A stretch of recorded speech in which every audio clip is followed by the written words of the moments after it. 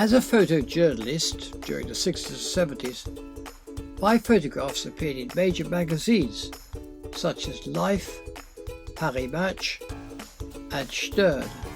In this video, I'll be telling you all about the cameras I used, showing you the photographs I took and explaining the technical problems that had to be overcome in order to capture them. I very much hope to inspire everyone passionate about photography to recapture the true meaning of traditional photojournalism by starting to tell stories with their cameras. This is my workhorse camera, the original Nikon F. With this, I shot over 85,000 pictures during my 20 years as a professional photojournalist. Today, 50 years later, it still works perfectly. During its working life, this Nikon has been smashed by a soldier's rifle during the Belfast riots, struck by a lightning jet fighter which was practicing an emergency landing in a gravel pit of Resta, dropped from 12,000 feet over France while I was covering the RAF Falcons skydiving team, and submerged in seawater at 60 meters when the watertight case containing it flooded. In this, the first of my videos, I want to describe the motor drive, a remarkable piece of late 50s technology. Under the drive itself is a power pack which takes 8 AA batteries. I had previously used an earlier version in which the batteries were contained in a metal case which hung over your shoulders and was connected to the motor drive by a cable. This one, known as the F36 cordless, is clearly more convenient and was in fact widely used by professional photographers. On the back of the panel is a listing of the shutter speed ranges for different frame speeds. On the bottom left is a circular control which sets the frames shot per second. At L, it shoots 2 frames per second at speeds between 1/8 of a second and 1/1000th of a second, with the mirror either raised or coupled. Move the dial to M1 and the shooting speed increases to 2.5 frames per second, with shutter speeds of between 1/60th and 1/1000th of a second.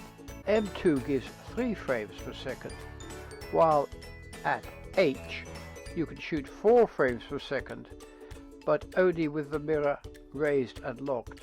Moving to the right is a second control, enabling the photographer to take a single shot at S, continuous shots at C, while the middle position L locks the drive. Finally, on the extreme right is a window showing the number of frames shot. The top of the drive has a shutter release button which can also be locked, and just below it is a rotatable screw which precisely maintains the distance between the motor drive and the camera body. Finally, we have a second switch which again allows you to shoot either single frames or continuous frames. On the battery container itself is a socket into which a cable or a remote control can be plugged for using the camera at a distance, and use this when photographing cars, trains, aircrafts and buildings being deliberately blown up for a variety of reasons, from straightforward demolition to creating a stunt for film or television. Among the many colourful characters I met during my career was a truly remarkable showman called Joe Weston Webb. Joe's star team was named Destruction Squad, and it did exactly as the title suggests. Young men and women risked life and limb to entertain crowds with their daredevil stunts and crashes. Stunts and crashes, I have to say, which would leave today's health and safety inspectors weak with shock and faint with outrage. The series of pictures described here involved a flying family saloon, a very wet and extremely angry angler, a stunt driver, and of course the river itself.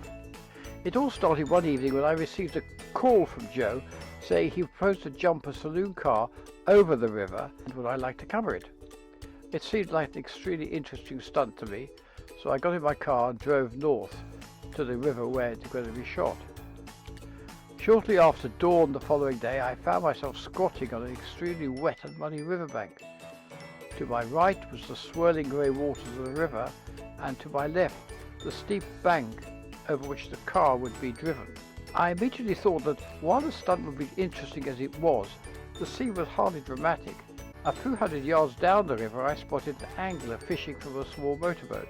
I reckoned if the car jumped the boat and the angler, rather than just the river itself, the sequence would have far more impact. I mentioned this to Joe, who jumped at the idea and set off to persuade the angler to move his boat directly under the flying car. The man agreed, and Joe's team carefully positioned the little craft in the centre of the river and secured his position with several assistants holding onto mooring ropes. When all was set, Joe signalled the driver by walkie-talkie, and we heard the car's engine start up and the vehicle started to trundle across what was actually a ploughed field. At this point I should explain that several days of rain had made the ploughed field extremely difficult and hard to drive across.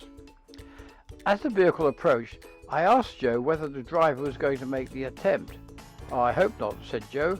"He can't be going more than 30 miles an hour, and he must hit the jumping ramps at least 60 if he's going to land on the other bank." At that very moment the car appeared and I started shooting. The car continued through the air, but far too slowly, I knew, to reach the opposite bank. Realizing this, the terrified fisherman flung himself over the side of the boat as the saloon car crashed into the water just a few inches from his port side. The fisherman emerged from the river seriously wet, but completely uninjured. The driver got out of the car through the open driver's window and stood on the roof, waving his arms in triumph. As I struggled up the bank, I changed my 24mm lens for a 135 lens to secure a close-up picture of the boat and the car drifting slowly down the river. A second later I was very pleased I'd done so. The furious fisherman scrambled onto the bonnet and then onto the roof of the car and punched the driver full in the face, sending him flying into the river and giving me a great closing shot. This sequence was published in around 100 newspapers and magazines around the world, including the Daily Mirror in England and magazines in 20 countries. The spread here comes from a Finnish magazine.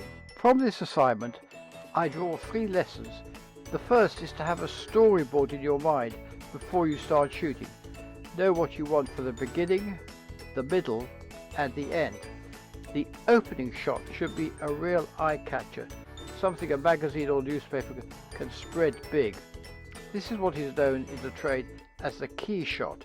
My second piece of advice is always be prepared for the unexpected, since, in my experience, the unexpected is far from unexpected. And finally, never be afraid of shooting too many pictures. In my day, when films were expensive and time-consuming to process and print, this use of film was clear consideration. Today, with digital cameras, the sky should be the limit. It's always best to overshoot than undershoot. A discarded picture doesn't cost anything. A missed picture could cost you your career. If you'd like to see some more of my photographs, please go to www.thewayitwas.uk. If you'd like to purchase a copy of my book, The Way It Was, then please go to the same website and take a look at what it contains. If you lived through the 60s, it will bring back some memories. If you never lived through the 60s, you'll find a foreign country where they do things very differently. In my next video, I'll be describing the problems I faced whilst photographing one of Joe Weston Webb's most extraordinary and potentially lethal flying cars. This one managed to travel at high speed 100 feet through the air, mostly straight down.